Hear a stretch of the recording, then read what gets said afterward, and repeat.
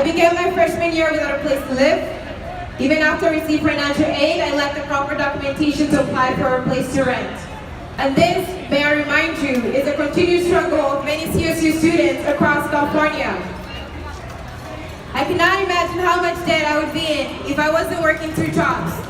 In regards to the CSU Rally, I'm here as an individual who graduated in May of 2017 with $30,000 in debt, and I feel like, being here, the organization being here is just to support the faculty members and the staff and the students who are here, basically trying to spread knowledge about how the education system was working 30, 40 years ago and how it's operating now. So I'm a representative of the CSU system as a student who took loans throughout his whole college career, and here I am now trying to pay that back, and I understand that it's going to take the rest of my life, and we're trying to basically diminish that for the sake of our economy, for the sake of our students, because I don't want my peers and my family members going to school and sleeping in the library and not having a place to buy food, to sleep, and basically get the education that they were promised. So I'm here because I am affected by the Cal State tuition increases and the lack of funding. It's something that I have to deal with, and my little brother and sister are going to have to deal with too. There are students having to take out thousands of dollars in loans and end up in debt. There are students that are struggling to make ends meet and having to choose whether to pay for books or for food.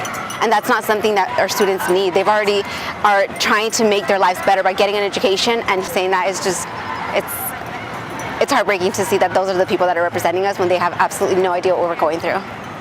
I feel like there's a lot of politicians out there, including Governor Brown, who don't understand the lives of a lot of students. A lot of students are going to school that come from various backgrounds. I have people who can't afford anything. So for people to live within their means is a statement that is invalid in my personal opinion, because we're not given a proper a resource on how to survive within school. And we can't live within our means when we're working part-time jobs paying us $10 to $15 an hour, rent is increasing, and tuition is increasing as well. So I feel like living within our means is not a valid statement, because that's not the reality of the lives of students.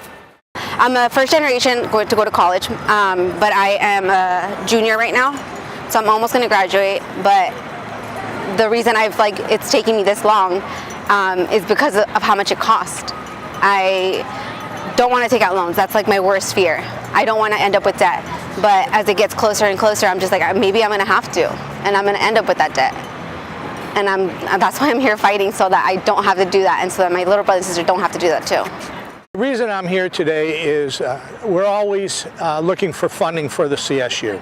That has always been an issue. Our Governor Brown, has only, in the past 5 years, has only supplied enough money that he thought was to fulfill the needs of the CSU.